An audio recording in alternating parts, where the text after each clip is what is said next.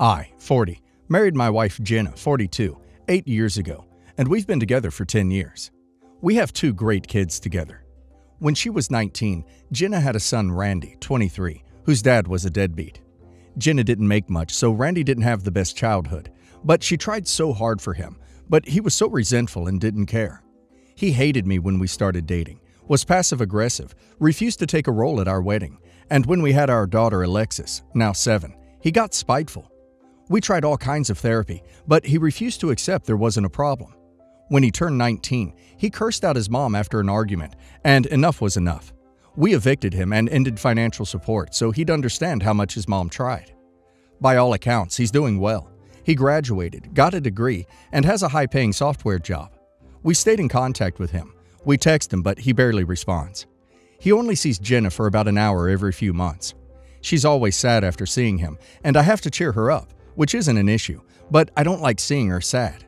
We had a big family dinner a week ago, and she invited him weeks in advance to give him time. He never came.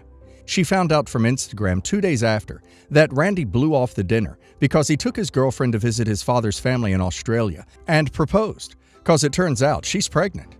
She's been very sad this entire week because of it, and I tried everything to cheer her up, but it's not working.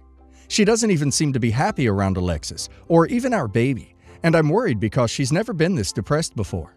I tried to talk to her about it, and she was just non-responsive, and nothing I was doing made her happy.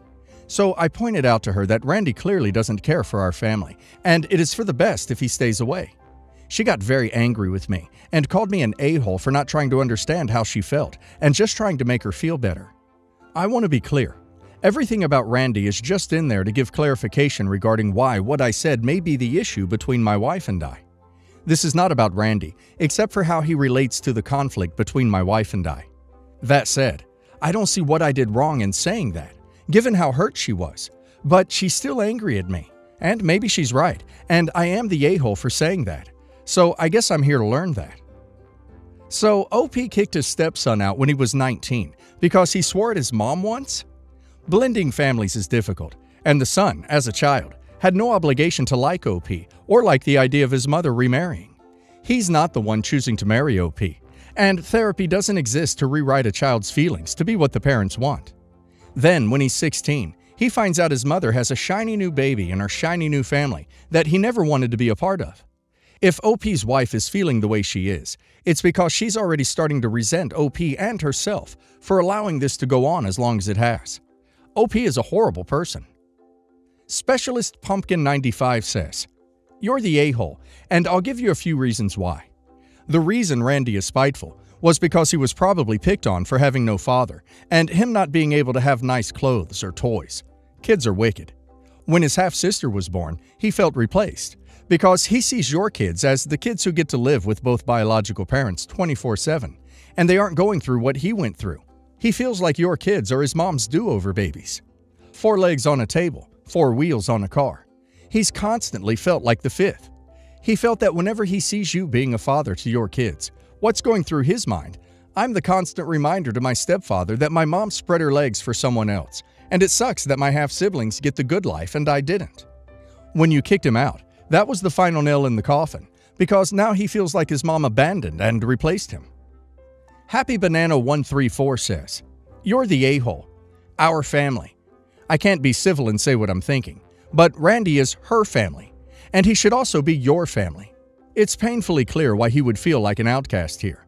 Randy had a crappy childhood, then got a crappy stepfather who assumes Randy is 100% the problem. Randy is then kicked out at 19. No financial support, just see ya. Why do you and Jenna feel Randy owes you anything? What effort do either of you make? You dumped the guy. I'm amazed he talks to either of you at all." Pivatar says, "You're the a-hole. Please stop telling her what you think and feel.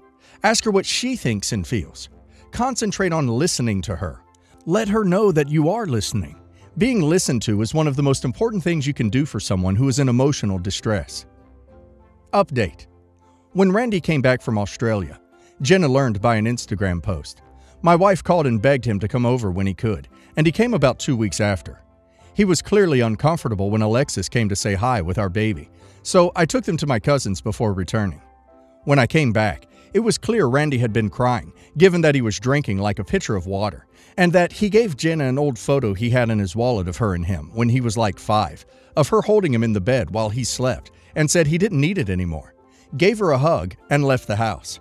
I talked to him outside his car before he left, and I apologized for being a tyrant, and a lot of the things people on my last post said that I did. He just told me that he appreciates the apology, and if I ever did care about him, to keep myself and my kids out of his life. It hurt to hear him say that he doesn't care for them and doesn't see them as his siblings and doesn't ever want to see them again. I told him I'd respect his wishes and would try to make sure his mom did too. He shook my hand and left. After he left, Jenna told me that when I was gone, he asked what we wanted and assumed she was calling asking him for money and didn't know it was about getting married and his fiance's pregnancy. He started crying because she apologized for how everything went down between them and for evicting him, and admitted that it was wrong of us. When Jenna asked if he hates her, he told her that because she's his mom, he'll always love her, and if she wants, he'll keep seeing her as little as he does until he moves to Australia, and she will be invited to his wedding, but only as a guest, and that she would never meet his child or be grandma, since that was a role that was going to his dad's wife, and he felt uncomfortable with how small the age gap between our baby and his will be. He told her that if she really loved him as much as she said, she'd be happy with that and happy for him. After that day, it was hard for Jenna, and she did take it out on our kids and especially on me. But she did get better, and things got back into routine, and we became that happy family we were again. Randy's wedding was about 5 months ago, before his wife started showing, and my wife went. I, of course, was not invited. She came back crying because she was pretty much isolated there, didn't talk to anybody except Randy and some of her former in-laws. She hated how much he honored his father's family during the reception speech, to the point where he even called his stepmom his true mom, and his dad's kids for being the brother and sister that he always wanted. But I guess it's how he really feels. A little bit ago, Randy and his wife had their baby, and he's a beautiful boy. He's actually the most chubby, roll-filled baby I've ever seen. The post they put on Instagram again really hurt Jenna, since it was praising his wife and all about how he knows she would be the greatest mother in the world, and never let what happened to him happen to their son. And she hasn't seen him in person. She cried more than she ever has when she saw that post. I've honestly never seen her that distraught, and I couldn't leave her side because I was really afraid she'd K herself or something. I know she wants nothing more than to be there for Randy and help with his baby. But since then, it has kind of been like our kids, especially our baby, doesn't even exist. Now, Randy kept his promise to keep seeing my wife, and he met her out for coffee about once or twice a month. She'd always be glowing after their meetings and would tell me all about his life and how happy he was. I'm guessing she thought that they would lead to something more. He and his family will be moving to Australia next month, and I'm posting this now because Jenna met with him yesterday, and he made it clear it'd be the last time he was meeting her unless he came back. He did accept a present from her for the baby, so maybe that's something. I know now that I was in the wrong.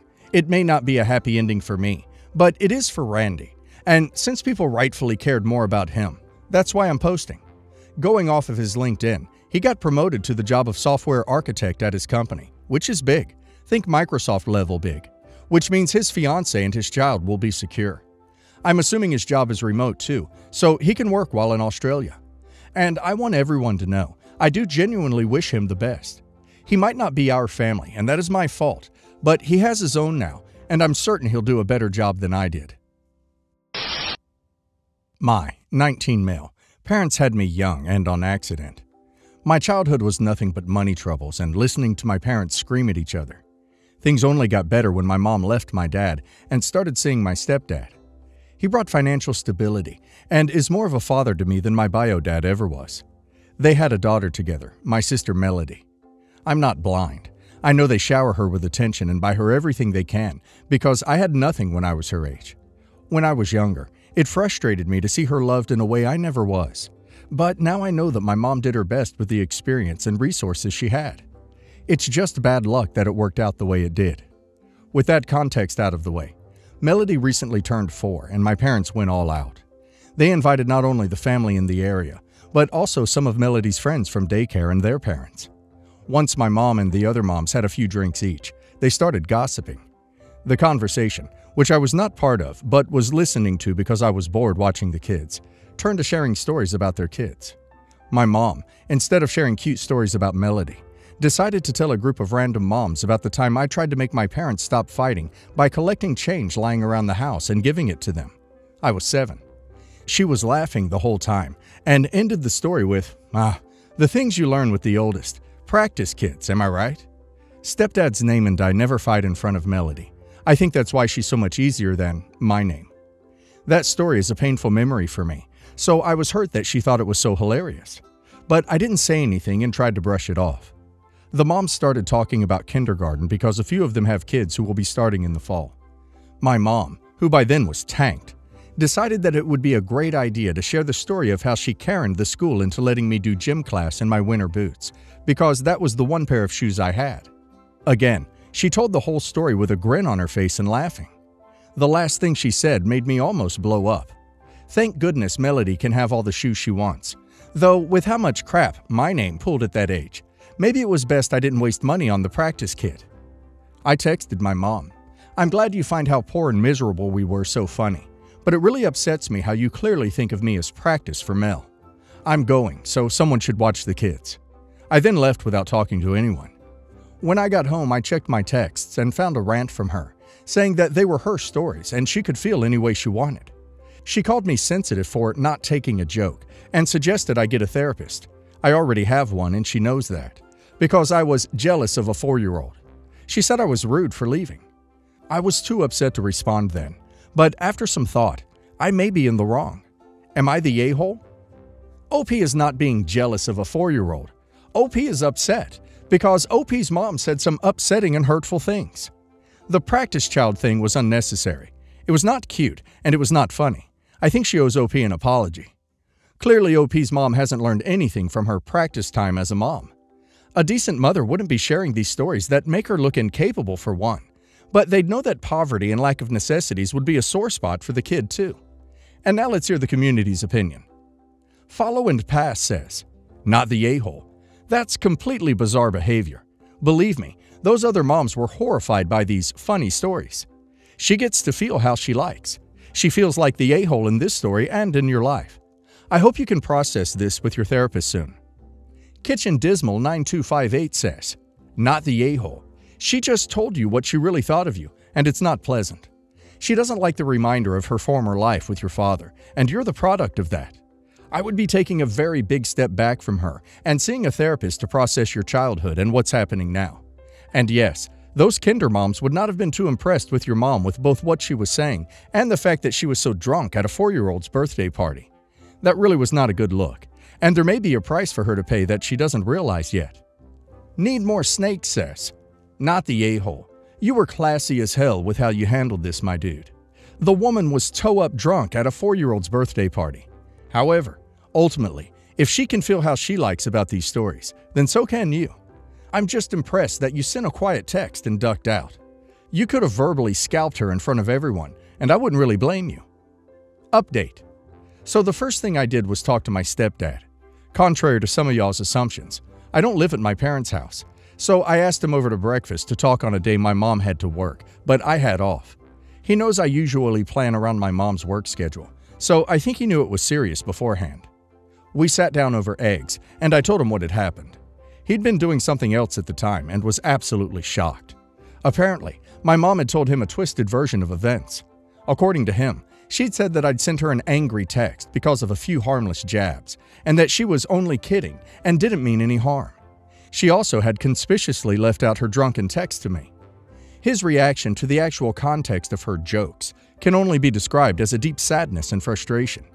He offered me true support and affirmation, something that I could never picture my mom doing in a million years.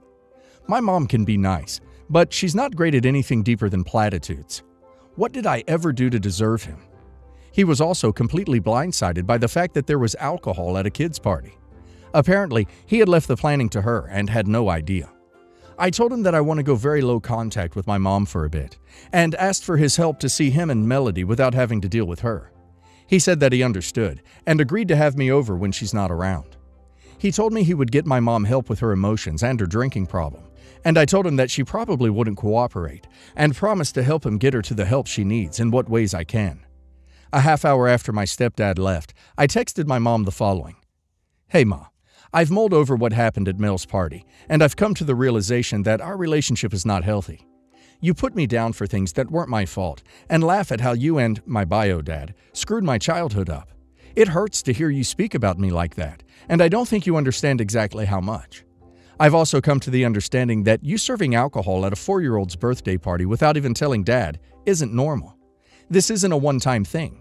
You start drinking at 8 a.m. and don't stop until bed. You have 2 problems, and until you get some serious help with both of them, I would like very little contact with you. Please don't contact me outside of an emergency. I then blocked her from texting me. I know this isn't as dramatic of an update as y'all were hoping for, but I hope that someone can take something from it. I know it's only been a few days, but I have no regrets. Maybe going cold turkey off her was what I needed.